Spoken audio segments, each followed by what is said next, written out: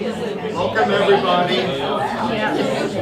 Welcome. Thank you for coming. Welcome to Long Island Grove. But first of all, I just want to introduce today's panel, and we have Peter Treiber of Treiber Farms, Anthony Sannino from Sannino Vita Vineyards, and Justin Finney from the Highway Restaurant. Thank you guys for your participation. And of course, you all know Laura Donnelly, our moderator, stalwart and skillful as always. And you know, Laura is the food editor of the East Hampton Star, accomplished pastry chef, and a contributor to the Barefoot Contessa cookbooks and TV program. Let's see. Also want to thank Edible East End, our media partner, and also Bridget and Yvette and Autumn, who take time out from their regular jobs to set this room up so that we can have this. So that's much appreciated. Thank you all for coming. All the familiar faces at this point. I know I say that every time. Thanks to all of you guys for coming. Peter, Anthony, or Tony, and Justin, taking time out from your work and coming over from the North Fork. I would like to make a note for the camera. Today is April 15th, 2018. The wind chill factor is 29 degrees. It's 38 degrees, but the wind chill is 29. Everybody in here is bundled up. But spring is here. You guys know that, right? Yesterday was spring. It's true. Yesterday was spring. It just came down. Last 2 days were spring. Just to drop in and fly away again. So just to begin, if you guys wouldn't mind just introducing yourselves and telling people what you do, you know, Peter, Anthony, Justin. Peter Treiber. We have a farm in Peconic, New York. Been about 4 years in the making since I first purchased the first piece of property. So we're up to 60 acres now. We have 14 acres of fruits and berries. Throw in garlic and asparagus and etc. We're going to probably this year, not probably, we're going to do some grass-fed beef on 40 some odd acres. The fence is in and we're ready to go. Just got to have the grass grow. And then on the south side of the property, we have a greenhouse, high tunnel system. We're doing a community garden for the Episcopal Church. We have chickens, and we grow fresh greens in a greenhouse. So, and I have my children living on the property, indentured servants. They have no excuses not to show up in the morning because they live right there. So we're having some fun in Peconic. All right. You're all done, right? Yep. Anthony Sannino Bella Vita Vineyard, also on the North Fork. Moved to the North Fork in 2006, built a new home on an established vineyard that was planted in 1988 or 89. 5 acres there of growing vines. Since then, I'm now farming on leased properties, but up to 26 acres. We've been producing wine ever since 2006, but we began with a program that educated people in making wine, which I still hold true to today. But now we actually have our own label, Sannino Vineyard, and we sell to the public as well. When we first started, it was only our program to educate people, and that was for like 2 or 3 years. I also have 4 children. One is studying to be an enologist and viticulture at Cornell. The first already graduated with a minor in sommelier and business at Johnson & Wales. So those 2 are fully vested, and those are my first indentured servants. And the 2 younger are dabbling, a 13-year-old and 16-year-old, and they love the industry and they love the process and everything we do. So hopefully they'll stick around with it. So that's a little intro. Justin.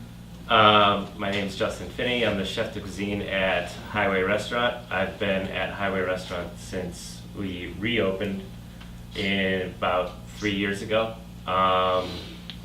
I moved to Amagansett in 2005 to be the sous chef at Meeting House. After Meeting House, I worked at Nick and Tony's and Rowdy Hall. Since I moved from Ohio to Long Island, I've kind of changed the way that I look at food, I guess, as far as how the farm to table thing is out on Long Island. It wasn't so much prevalent when I moved here. So I've got some great relationships with Balsam Farms and Quail Hill and Amber Waves amongst the fisheries and things like that. So it's a great way for me to expand and continue to learn as a chef. And I'm enjoying it. Thank you. Peter, you are also an artist. That's my son. Oh, As shoot. junior. Oh, I did this once before. Pretty much all the information I have about you is actually about Well, your it's son. 'cause you-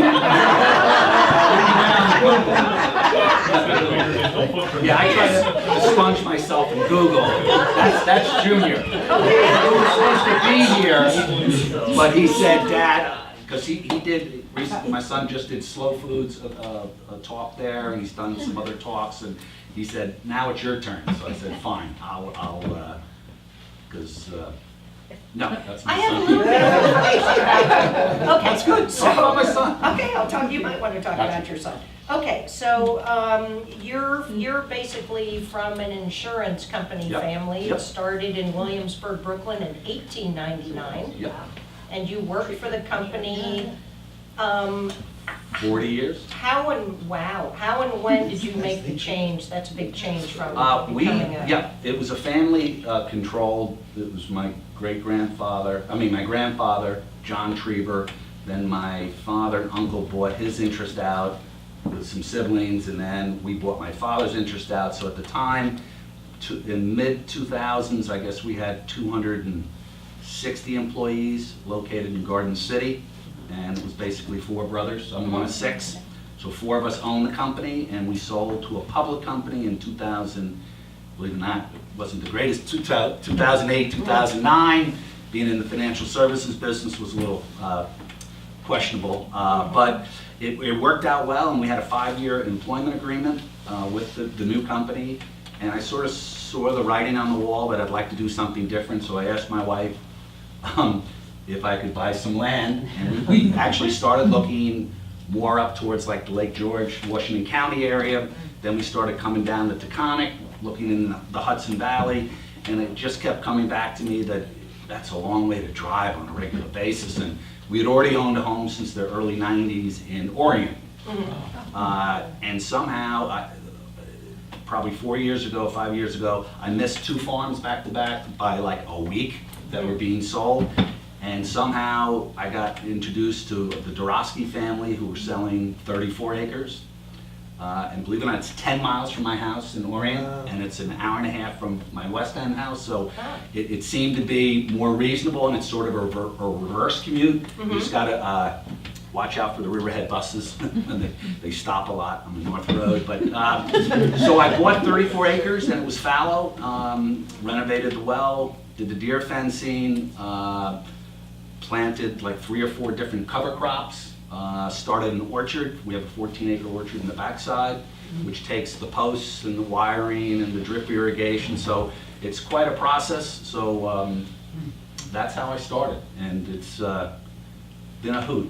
It's been a lot of fun. It's almost similar to the other folks. It's really almost unlimited amount of work, where you'd like to work and what to do, and whether, because I have some barns on the other side that need to be, maintained, and you got to mow, and so it sort of fits my personality that what do you want to wake up and do today, and it's sort of an open canvas, and there's plenty to do, which is exciting for me. Not so much for my wife, but she's going to do flowers for us this year, so we pretty much got everybody involved, which is going to be fun. That sounds great. Anthony, now you mentioned that you also have a 13-year-old and a 16-year-old. I understand that when you went to the homeland in Italy when you were 13 years old to visit the island of Ischia in Italy, where your mother was born, grandparents. Yep. And they were growing grapes and making wine, but you spent a summer there when you were 13, Sure. and it had some influence on you. Yeah, and ironically, we just landed from a visit in Italy on Monday, We took all 4 kids and visited, and unfortunately didn't make it to the island because we couldn't get them up on the morning we were supposed to go. Because all of my other cousins on the mainland, I have 2 sides of the family. The mainland side in Naples is my dad's side. We were doing dinners that would start at 9 evening and then finish at 1 a.m. So the kids didn't wake up to catch the ferry to get over to the island. But yes, as a 13-year-old, my first experience tasting wine is memorable and never ended, obviously, because I got into the business. But bringing them to restaurants in Italy, everyone was served a glass. Every winery served each of us a glass and wine. So my 13-year-old and my 16-year-old were drinking wine at this past trip, and it's just part of the culture. It's normal. And obviously, we didn't allow them to finish their glasses. They were tasting. Or drive. Or drive, yeah. They didn't have to worry too much about it. But the culture is completely different. And wine is actually food in Italy. It's not an alcoholic beverage. It's a pairing to what we're cooking or eating. So definitely it was embedded in my mind as a kid, and here I am, just expanded on it. My first half of my life, I was a contractor. And more on the architecture and design side. So I'm a creative person by nature. So applying that creativity to winemaking, because nobody makes the same exact Merlot in the world. We all create it based on our own skills, our region, and the tools that we can play with. So each one of us has to be creative, and that's that kind of synergy between the 2 types of work I've done in the past. Mm-hmm. So, Good, yeah, thank great. you. Another thing I'd like to say is, before I ask Justin a question, is I am very glad that every chef you've had on this panel, I've given their restaurants good reviews, otherwise they would have you know, and he's got his wingman back here, Adam Lancashire, who I used to work with when I was at the living room, right? That's right. Long time ago. So Justin, I'm going to guess, if you worked at the Meeting House and you're from Ohio, did Tim Bando bring you out from Ohio? Is that a coincidence? It's not a coincidence. He's a very talented. Tim Bando and I have been friends since I was 15. Mhm. I worked at a restaurant with him in Ohio called Market Square Bistro, and I worked there for 4 years making money How for old were you college. when you worked for him? 15, 16 to 20, I worked at that restaurant before I left for school. And I've been friends with him ever since. I talked to him the other day. I follow him on Facebook. Yeah, he's a great friend, and he called me, you know, I think it was April. What are you doing? Nothing. What do you mean? What am I doing? going to work. Going to work. He's like, yeah, but do you like your job? And I'm like, well, not really, because at the time I was at this barbecue place. It was a weird time in my life. And he's like, let me buy you a plane ticket. Fly out to East Hampton, see if you like it. All right, well, I'll try it. You know, flew out, worked the night. I'm like, this is pretty fun. I could do this. I was single. I was like 24 years old. Wow. Let's do it, you know? So moved out with a suitcase full of knives and chefware. And that was it, you know? No, just knives, yeah. But I had to check this, right? Yeah, all right. And then lived out of the suitcase for 5 months until I could go back after the summer and get the rest of my stuff. And That's great. never went. I mean, I go back occasionally to see my family, obviously, but it's been out ever since. Yeah. Now, you mentioned something about learning about local food and farmers and fishermen since you've been out here. Is there anything about Ohio? I went to college in Ohio, so Mhm. that's why I can goof on it a little bit. Anything you can bring from Ohio to the east end of Long Island? Like, did you make Buckeyes or anything like that? I mean, I think it's. Sugar in there, disgusting. I think it's. I don't know if I'm really bringing anything from Ohio. I would say that I'm more bringing a philosophy I was raised with by my parents. Of, you know, we always had a garden growing up. I didn't think there was anything really. I thought it was normal. I thought everybody had one. I didn't know it was anything out of the ordinary. That we would go pick blueberries and make jams and freeze blueberries for the winter, and I just thought that was a regular thing. I didn't realize that it was embedding in me like a philosophy of how to live my life, and pickling and preserving and things now that I get kind of like passionate about, like, oh, I want to make kimchi or I want to do this. You know, it stems, I guess, from that kind of stuff. but no actual recipes from Ohio. Yeah. No Pennsylvania Dutch noodles or? No. Okay, Peter, did you study business history and anthropology, or is that your son? My son, I Okay. did. I went to Roanoke College, class of '79. I played lacrosse, and I graduated with a BBA, and ultimately went to Hofstra for graduate school for insurance, and got all my licensing and all. But no, I was a business administration person. How do you, all of your experience in working in the family company as well in business, how does that help you running a farm? I mean, you're working outdoors. It's all people related. I mean, it's interesting that in the insurance business, it's a big aspect. I worked the retail side. Big aspect was dealing with customers, and it was also about trust and shaking someone's hand, and because we sell a promise to pay in the future if you do have a loss, which is interesting at best. So, I really got lucky, and the support mechanism out on the East End is incredible between the Farm Bureau and Cornell, and between the soil and water people and my friend Mr. Mudd, and there's just a group of folks that would really, pick up their phone any given day, whether it's the well guy or, because shit happens on a regular, just like insurance with on the farm, things break on a regular basis. So having a Rolodex and creating, relationships, what I learned in the business, besides doing paperwork, which is incredible, the amount of paperwork between payroll and all these other things. That's what I learned in the insurance business, but it's about relationships, and we have a really neat group of folks, and there's a whole wave of younger folks coming out. I'm 60, much younger than me. They're all coming out, and they're all foodsies, and they're really into Foodsies. Yeah, talking about doing saffron, talking we're going to do white asparagus, just sort of, we just bought a whole thing to do our own mushrooms. So it's pretty interesting. It's I won't say the sky's the limit, but it's just, they're all experimenting, which is pretty neat. So that's what I learned.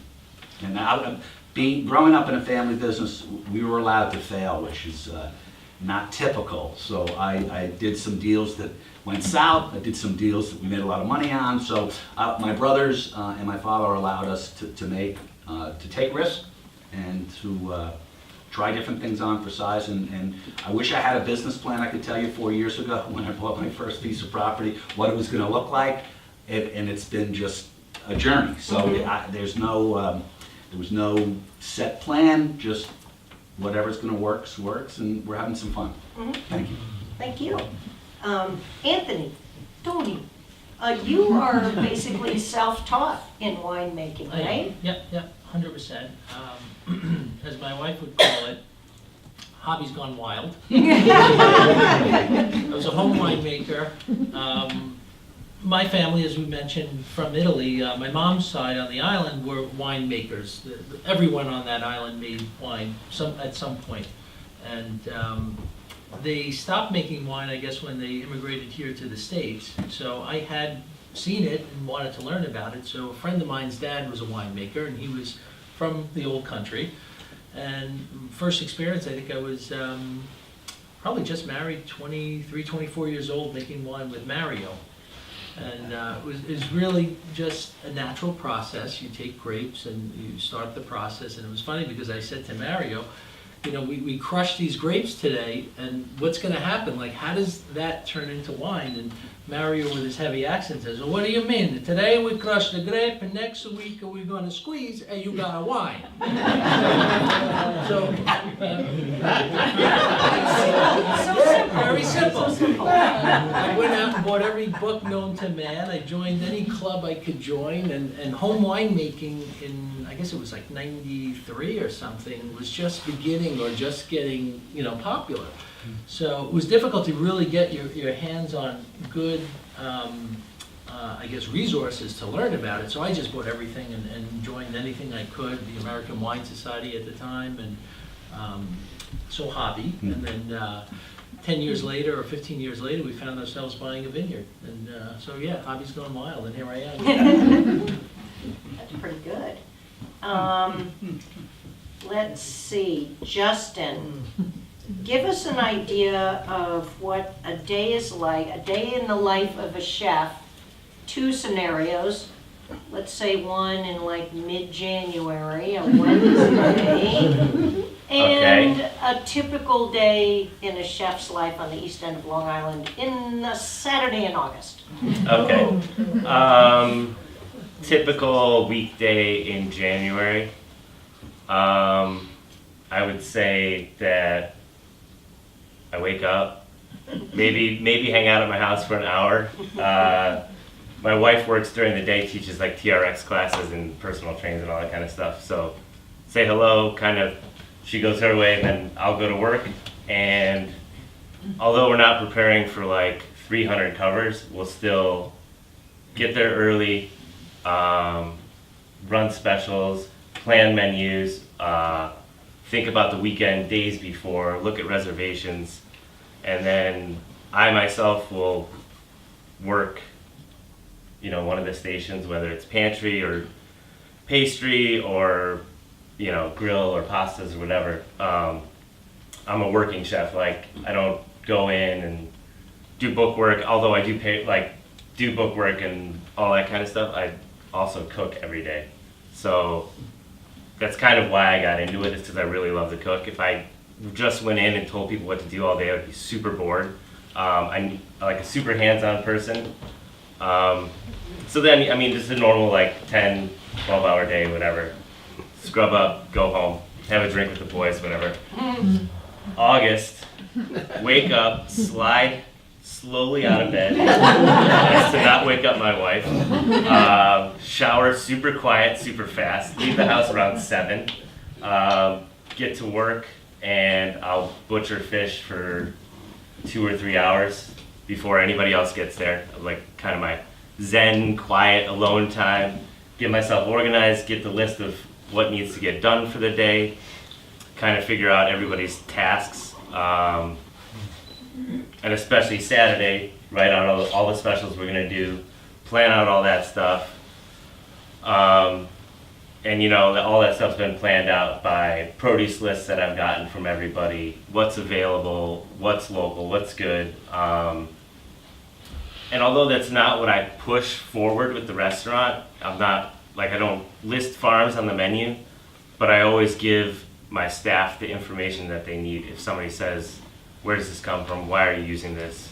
Or if they say, do you use local farms? They can say what on the menu comes from. Because I just don't, other people do that, and I don't think that I have to really. It should be a given that if tomatoes are in season and they're around, or if basil is around and you can get it locally, you're getting it locally, you're not getting it otherwise. But there's also something to be said that people don't want to just eat locally year-round. You know, if you told someone that they can't have a tomato in January in your restaurant, they're gonna be upset. So you have to, as a chef, you plan the menu, you plan how you want your menu to read. You can't just only have squash for 6 months out of the year and potatoes. People are gonna be like, I don't want to eat there.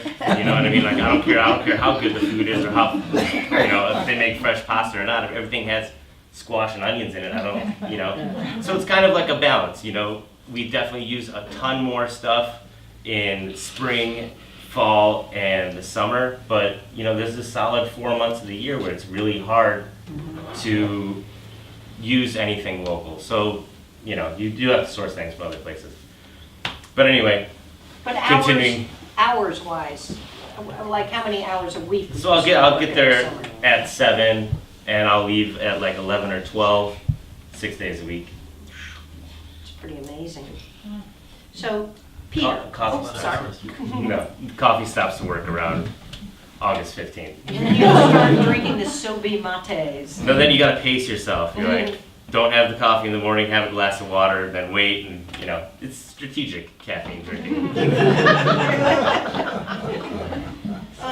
Peter, so you started the farm from scratch with land that you bought. Yep. Maybe some people here know what it means, but what does it mean when land is fallow, and what are cover crops? So it was an old potato field that they must have let go for 10 years, and I bought, the town of Southwold had bought the development rights. So for what the land that you all down in the South Fork is substantially less expensive on the North Fork, one of the reasons I went to the North Fork. Fallow just means that it just has not been taken care of for a while, so I had to have the property disced. I had to take out all the Russian olive trees that every time that they cut them, the roots would double in size. So I ended up paying for my neighbor's rake, Mr. Mudd's rake, almost all of it. So you have to physically dig this stuff out of the ground. And so we planted a cover crop, which is, actually it's called pseudograss. It's a sorghum with grass. It's a hybrid.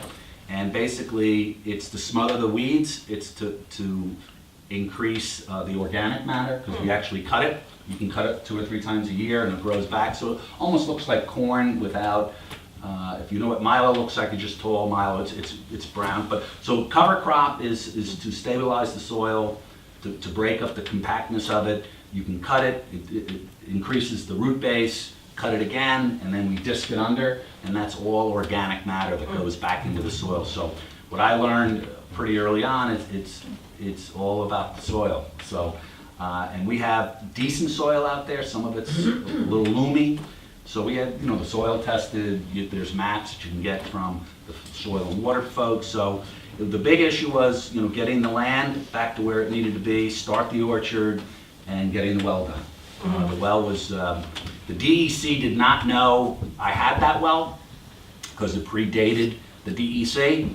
So when I put in a permit for another well, they said, well, what's that well? And I said, it's a well that came with the property. And so we had a little fist fight.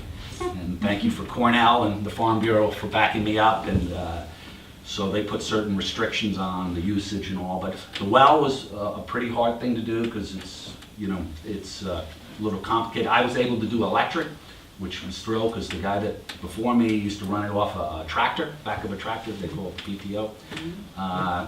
So I kept my neighbors happy, so it's electric, it's 3-phase, you can't hear it, it's nice and quiet, and so that was really the foundational aspect, which was a considerable amount of work. And took a couple of years too, right? I don't think it's ever going to end. Yes, yes. Anthony, you are also Vice President of the Long Island Wine Council? Currently the president. Wow.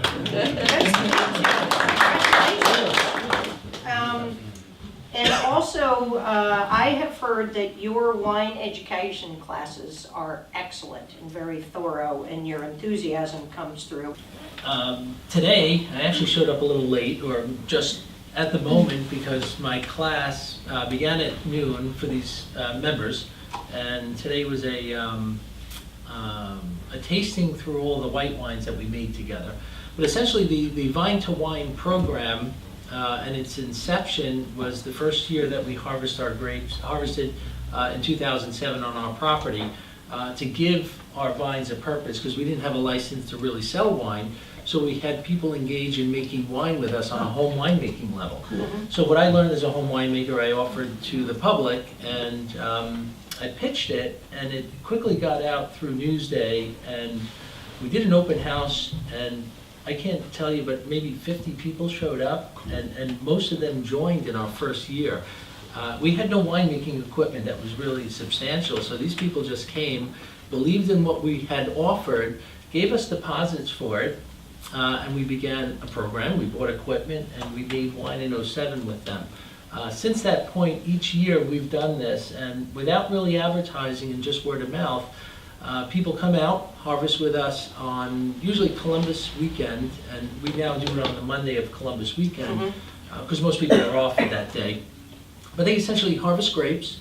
We're crushing and destemming on that day, so we're checking for sugar, pH, acidity, everything we do commercially to make wine, but on a very simple level, so it's understandable for everyone. They come out when it's time to press, so they're using our equipment to press, and really at this point, it's developing benchmarks for flavors. They've tasted grape juice on day one. They're tasting wine, like infantile wine, 2 weeks later when it's already fermented. They're back for every stage of winemaking.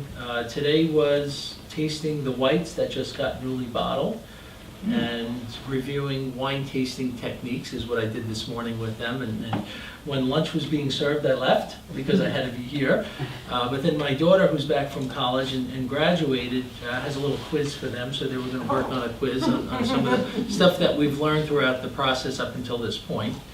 But they'll be back for blending of reds in order to create their own final wines. We do a Merlot, a Cabernet Sauvignon, and then a blend, which is a blend of 5 different red varieties that we create.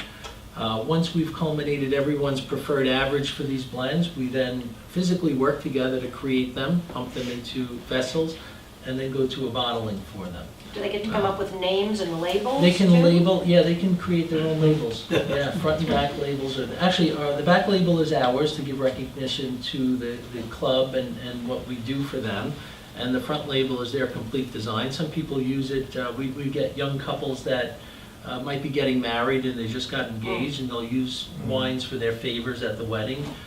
We've had christenings or communions and various different reasons for the bottles. Right. But it's interesting because they don't go home with one particular variety. They're doing 3 custom labeled reds, and like today, all of the whites that we've produced, they're allowed to take a certain amount or an allotment from their allotment in white or rosé. So it's really interesting. At the end, if it's a full barrel of wine, it's 23 cases. But it's fully mixed, so it sounds like a lot of wine, but at the end of the year, they're usually splitting it up between up to 4 different couples per membership on that. So, That's nice. very, very informative for them. Well, if you need an artist, Can't even finger paint, so. Justin, how would you describe your style of cooking, or your favorite style of cooking? Oh, and before I even let you answer, I'm going to interrupt you. Who all has been to Highway Restaurant? Who has been there for Asian night on Thursdays? You guys have to go there for Asian night on Thursdays. Okay, so how would you describe your kind of cooking, and what kind of food do you love to cook? I mean, obviously it's constantly evolving. I think if you ever stop learning, then you're going to become kind of stagnant. But I mean, right now, I think with the Asian night and the stuff that we're doing at Highway, I'm super interested in Asian cuisine as in a whole, particularly Thai, Korean, certain parts of Japanese. I don't really have anyone, I mean, the executive chef does have experience, so I have can learn from him, but I don't get to see him on that regular of a basis. So I'm more learning from books and from experience and just making things and kind of seeing what works. I definitely like the different ingredients. I would love if somebody would start to grow turmeric out here or grow ginger out here or something like that, you know what I mean? I think that that's a super untapped market, and people are really into turmeric right now. They think it's really good for them, and it is, but it's also a part of a culture. We don't look at this culture that's been eating like this for generations, and maybe they live longer because of what they eat, and maybe it's the fresh vegetable forward, and all the different fresh herbs, and that style of eating I'm super into. Was just in Portland visiting friends, and that's all I wanted to eat. I didn't want to eat anything else. I just wanted to eat ramen bowls, and I wanted to go to Pok Pok, and I wanted to eat Thai food, and I wanted to go to the Asian market. Went to this Asian market, and I was bigger than any Walmart I'd ever been. Not that I go to Walmart a ton, but it was huge. There was 3 aisles for every section of Asia. I was just buying stuff and shipping it back here, and it's that's what I'm most passionate about right now. But I don't know, a year ago I was super into pasta, and I was so it's I don't know. Ask me in a year, it could be something else. I'm also currently at the restaurant. I'm working pantry, and I'm making all the pastries. So I'm also doing a lot of pastry work and stuff like that, and making ice creams. But I'm also like doing all the crudos and ceviche and stuff like that. So I'm also really into that. I don't know, it changes all the time. It depends. It depends what inspires me and what like I eat, and I'm like, wow, that was delicious. How did that happen? You know, and like just kind of that whole process. So I don't know. Just keep moving forward. Keep learning. That's good. I like that. Do you have a garden at the restaurant? Not at the restaurant. Yeah, we don't. There isn't really space for it. Yeah, I'm it's trying like to picture there's the just like a property little way bit of back by the woods. no. That's where like the VFW is. There would be like only that little section Yeah. up front. But I just do my best with the local farms. My wife and I do a share every year at Quail Hill, where it's like a pick your own, and then we use all that stuff to make Christmas baskets for our families. That's good. So it's That's like great. we do all like we'll go to the North Fork and pick strawberries and make strawberry jam, and then we'll pick carrots and make pickled carrots and all that kind of stuff. So it's a lot of work for me, but she's got a big family. That sounds good. No, everybody loves homemade food gifts anyway. I think that's good. We started a teeny bit late, but these guys are so awesome. Let's open it up to questions from the audience. There we go. I'm gonna ask Peter, who do you sell to? Who is your market? I would say first, the indentured servants eat a lot. We We're have, losing a lot of money. we are, but I'd have to pay for them anyway. You have Yeah, no, we 4 children, right? 3 children, 2 live at the farm, along with a cousin and some other, but we sell to local restaurants like North Fork Table and Inn, Kachi, some others, and we sell to Eric's, depending on what we have. We sell roadside. We did a lot of canning. We have fresh berries, like cases of, and it's interesting, yellow raspberries, red raspberries, blackberries, gooseberries, currants, all different things. So roadside, selective. I grew up on the North Shore by Young's Farm, which is in Old Brookville. Yeah. He bought, actually those where I used to steal the pumpkins from as a kid. He buys all our garlic. We're doing black garlic now, and we're getting a pretty good big for it. So we did 250 pounds of garlic last year, and we'll probably have more of it this year. Does that taste different from regular? It's fermented for almost 2 weeks. It's absolutely unbelievable. So you can Google it. It's pretty wild. And so we sell to where we can get the first year I sold really wholesale to other farm stands just to get rid of the product. Now I have my own refrigeration, and so we do a lot of canning. We actually made some wine. So actually vinegar, it didn't have a blackberries don't have a lot of sugar, so you really need to, if you're gonna make vodka or wine, you gotta really have better alcohol, but content. But we pretty much all across the board, I mean, hopefully this year, and Anthony will tell you, the town of Southall, what a pain in the ass. I mean, so I own, my farm stand is on 48, it's only 2.5 acres, but I have 58 across the street. They're demanding that I have to have 50,000 in sales for 2 years to open up a farm stand. Wow. Wow. Well, Christian wine is that same. If I have to go to the zoning, it will take me a year. Wow. So. Raise your prices. Yeah. People No. from the South Fork will pay. Is there any accountants in here? I'm on a cash basis, so a lot of the money came in the first quarter of 17, so I did hit 50,000, but that's a joke. But yeah, it's interesting at best, but all the above. Thank you. Just sort of where, trying, and it's interesting, you can go to different farm stands and see what the prices they're getting.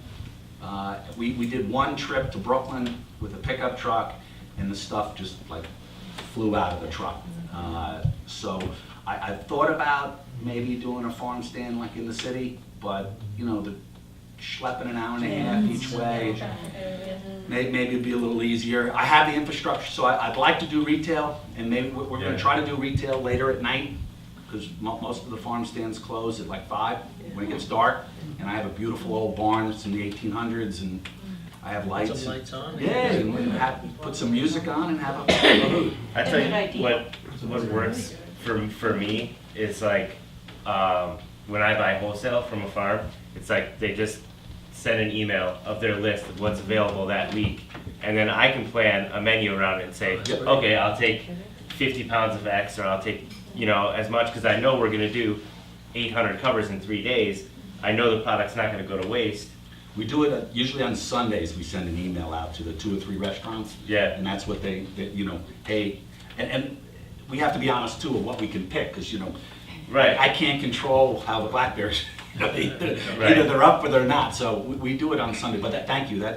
We're also trying to get a step further to approach what do you want. So I had someone come and ask for Right. okra, which most people don't know about, but we grew okra for and she bought all of it. all of it. You have to just pick it really, Right, almost right. every day, because you want to get it small, because it doesn't, it gets really woody if you let it go, but that's what we did. So we're trying to take a little bit more proactive, where we can approach someone, like you said, like we're doing turmeric, this year.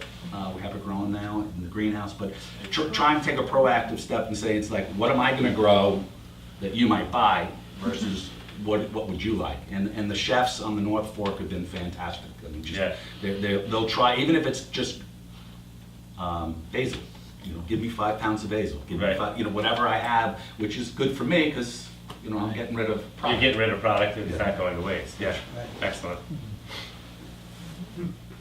Yes, Your background is finance. I don't get the association of the town of Southold with you wanting to open a farm stand on your own property, and they say there's a sales minimum. What's the relationship? You know what it is they, and take it a step further, in the town of Southold, the way the rule, 60% of what you sell on your farm stand has to be locally grown. So they just basically don't want you, I can call, US Foods or Cisco and buy peppers from California and sell them, but they're not produced. So 60% of what you sell at your farm stand has to be locally grown. Okay, now Governor Cuomo's passed a couple of interesting laws where now I can start doing tastings and beer and doing a little stuff, but to get an actual farm stand on 48, it's based on, and I haven't paid I don't file my 17 taxes until October, because I do a lot of an extension, so I don't have 2 years of finances, and I told them point blank, I put it in writing, and I have the Farm Bureau helping me out, and I've already filed to be in the Ag District, so we spend a lot of money buying development rights. Everybody wants to see a farmer. Everybody loves fresh produce, but the politicians really haven't caught up with the changes. There's been material, like no one knew that wine tasting rooms would be popular 25 years ago. I mean, so things have changed, and I'm not going to shoot, the supervisor, because he's just one guy and there's committees all around him. And you were at that one meeting, they almost lynched him. So, and people have taken advantage and opened up, things that, like we had this one vineyard that, so I can understand the issue, but I'm gonna go full speed ahead, and if they try to shut me down, I have the Farm Bureau and some other people behind me, and full speed ahead the way I look at it. And I'm gonna file my taxes with them. I'll email it to them tomorrow, and we'll see what they have to say. But again, none of these rules are for 2018. It's quite antiquated. And But I farming think is- they just recently developed these rules. So they're not for 2018, they weren't for 10 years ago, and they're not gonna be for 20 years from now.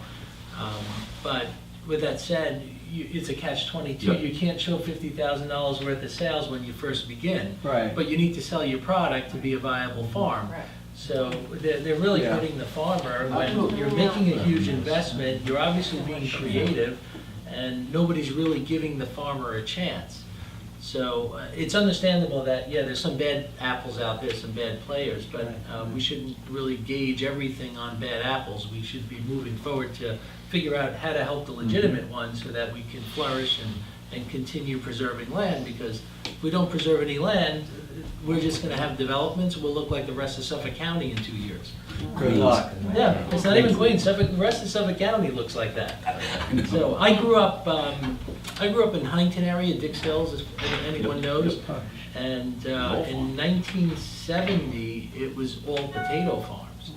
Our development, which was really a big residential development, was one of the first developments of a huge farm. And my entire childhood life was watching every single farm turn into a residential development. Yeah. And it's Right. easy for a farmer to say, hey, look, it's, time to cash out, I'm gonna make my money really quick.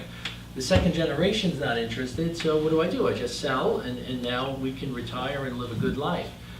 But on the North Fork, South Fork somewhat, but more so on the North Fork, if we don't start preserving our land, we have no future for the land. It's really gonna be residential property. So local government does have a responsibility to look at what our needs are, so that we can continue. So a lot of stuff to look at. Adam, Hi. hi. I have a question for you, Anthony. That Vine to Wine class, is that something that's open to new members? Is that something you, Open to new members, absolutely. and how do you each go year. about, how do you go about getting involved in that? Send an email, and either myself or my wife will respond. Okay. But your interest, it could be any time of year that members start. It's really cool. Some members will join right after harvest 1 year, and they're actually with us for 2 years. So there's no limitation. So all the classes that we hold, you might duplicate throughout the year, but it's always open. Joy. Yeah, I have a question for Justin. Justin, what would you like Peter to grow that you can't get, or you can't get quality of, or whatever? What would your wish list be for him? I would like to see something like shiso, or because I know that it's an herb that grows fairly fast, and I know that your turnaround would be good on it. I think maybe Lemongrass grows well. yeah, like lemongrass, ginger, galangal, things that I really have to source from other countries. In order to do like the Thai night and stuff like that, I would much rather say, Peter, I need 20 pounds of galangal in 3 weeks. Is it possible? Or I need 100 leaves of shiso in X amount of time, and give him 3 weeks to give me the product, then have to source it from somewhere else. Because a lot of the work that I do with cooking authentic Asian food is sourcing the ingredients. I'll use 4 different produce companies to get everything I need for one single dish. So, I don't know who owns your restaurant, but it's time for your boss to send you to Asia. all Not right. Portland, Asia. Yeah, well, That's a stopover. yeah, just keep going. Keep going. Research and development. Yes. Questions? Yes, Joe. So I'm not gonna, I don't have a question, but I do have a comment for everyone. And that is that, here we have 3 people who are very much a part of agriculture. And we have to really fight to keep agriculture here on Long Island. Many of you may know that there was a recent good decision related to structures. That could be appealed. That bad decision that happened in September 2016, basically a judge said that farmers cannot have barns, deer fencing, even irrigation on protected farmland. Now, that's a real problem. The other challenge that we have is accessibility. Peter is really fortunate to have been able to get some farmland on the South Fork. That's a huge issue, and certainly something that the trust is working on. But what is most important is that our boards of town boards and our county legislators, they hear from you how important agriculture is to you, because they hear from the Farm Bureau, us, and the trust, and Cornell Cooperative Extension. But there are people, believe it or not, for whatever reason, I don't quite understand it, don't like agriculture. And so, you know, your voices are really, really important. So I encourage you to let your local elected officials know you care about this and you expect them to support the business of farming. Maybe next year we get one of those elected officials on this panel and That would be good. they will explain to the farmers and the fishermen and everybody. Yes? Just a comment. I think it's wonderful that your families are involved in your farm. So this gives, I think, a brighter picture that all the efforts that you have done, that your children will be passed on, because some of the farms we've lost out here, the children wouldn't do it. I'm dear friends with the Ludlows, and it's wonderful to think of Pete and John, who grew up with my children, are active. So I think that's really the very special thing you're doing. And invite the cousins, you know, you've got big families. Share. Home for wayward children. Yes, that's No, but we're actually talking to Tim Caulfield, who works for Peconic Land Trust, to think about, you know, being in the insurance business, we always did risk management, you know, life insurance and estate planning, and you know, shit does happen, and we're not going to live forever, so we This actually. is live on LTV. I'm sorry. No, I'm excuse just me. kidding. Things happen, excuse me. But we're talking to him about, you know, maybe having a contingent plan down the road that if my son disappears to Asia or my daughter gets married and disappears and no one wants to work the farm, that we have a contingent plan down the road that as much as you buy the land and the development rights are intact, you'd love to see somebody working the property.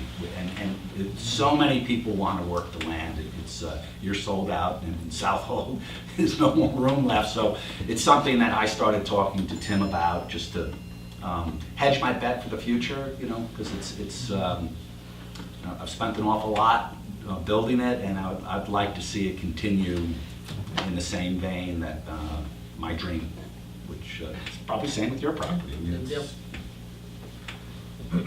You create it, and you definitely want the next generation to take it over. And, actually, not just take it over, but bring it to the next level. Right. There's a certain level of creativity we all possess, and then the next generation is going to have their version of it, and you want them to go along with it. We advertised this year for an internship program on something called Good Foods. It's a website for $60. You can post something. We didn't do it last year. I got 30 resumes for people that wanted to work. And I'm blessed. I mean, the biggest challenge we have on the North Fork, and probably worse than the South Fork, is housing. I mean, there's just, Southampton, East Hampton, whatever. So South Hall, we're lucky enough to have extra housing, so I can pay them a stipend, and they'll have housing, which is a big to do, because I got resumes from, believe it or not, India to California. And these kids, I mean, you read the resumes and they're rocket scientists. So I'm just a BA from Roanoke College, so I'm reading, sustainability. So it's pretty exciting. So we really did have a pick. We've hired 2 already, and I'm probably going to do a 3rd. And I'm excited because it's all hands on deck and plenty of work to be done. But it was very interesting that we had that many hits. Good Foods, it was interesting. It was. Wow, I couldn't believe it. I mean, from Great. all over, kids from New York, Pennsylvania, California, a bunch from California, overseas. So it's a lot of the folks want to get back to the soil, and very interesting resumes, or at least dissertation. Yes. Justin, talking about housing and the difficulty of getting your staff together, how difficult are you finding it these days to staff your kitchen with crew and with qualified people that might not be living in the area? What do you do? I'm lucky enough to have pretty much every single person that I opened the restaurant with have been with me the entire time. But in order for me to, and the restaurant to, level up, I need to kind of step back a little bit, stop doing so much of the work, and hire someone else. It's super hard. It's super hard to find someone and it's hard to convince a younger person to live here year round. That doesn't have a family, that's maybe single, doesn't have kids. It's like, this is a great place to raise a family, to, you know, be married, and, you know, I just bought a house a couple of months ago. It's great for that. But if you're single and you're, you know, you're passionate about food and you want to cook and you want to learn, the restaurant that I have is fantastic for that. But convincing someone that in February you're only going to see 5 single people, and then the same 5 single people you've been seeing for the whole year, it's hard. You know, when I first moved here, I was like, "This it? All right, well, okay." I mean, thankfully, my wife, like, you know, flew in from Nashville. The next day, I was like, "So what are you doing?" You know, like, today, because it's not gonna last long. It's hard. It's not easy, you know. And I've tried a million different things. I've tried different websites, ads in the paper. A lot of times you get people walk through the door that can't read English, can't speak English, you know, or it's like somebody that thinks, you know, that they've graduated from a culinary school and they think that they know everything, and then you're standing next to the person, they can't even like flip a burger, and you're like, we had this whole conversation for hours about this restaurant you worked at and that restaurant, and then it ends up that they're all thumbs, you know what I mean? So it's hard. It's but you gotta just keep trying. You know, things, you do find a diamond in the rough occasionally, and when you do that person right. You provide them with what they need, what their family needs, you know, raises, benefits, things like that. You can't expect someone to work hard for you without giving them what they need. You know, a lot of restaurants out here, especially if you're not open year round, you can't give people that. That's why, I mean, I like that we're open year round and can offer someone a year round position. But, you know, finding the person. That does make a difference with the loyalty and the turnover. It does, That it does. shows you guys have good management too. I tend to like manage my employees in a way where I encourage them daily to work hard, and I lead by example. You know what I mean? I'm usually there before anybody else. I'm usually the last one to leave. And so then when I'm like, you know what, it's not gonna be busy tonight, I'm going home, they're like, "Chef, go ahead, fine." You know, they're okay with it. But, you know, I don't know, it's difficult. Yeah. I've never had an easy season where I've been like, "Oh man, I'm totally ready this year. It's gonna be awesome. Bring it. Oh yeah. I'm only gonna have to work like 4 days. It's gonna be amazing." No, I've never gone into a Memorial Day weekend like that. If I did, I think that would probably give me anxiety. Too easy. Yeah, this is too easy. Something's going wrong. If anybody else, one more question? If not, I think we could adjourn to snacks and adult beverages.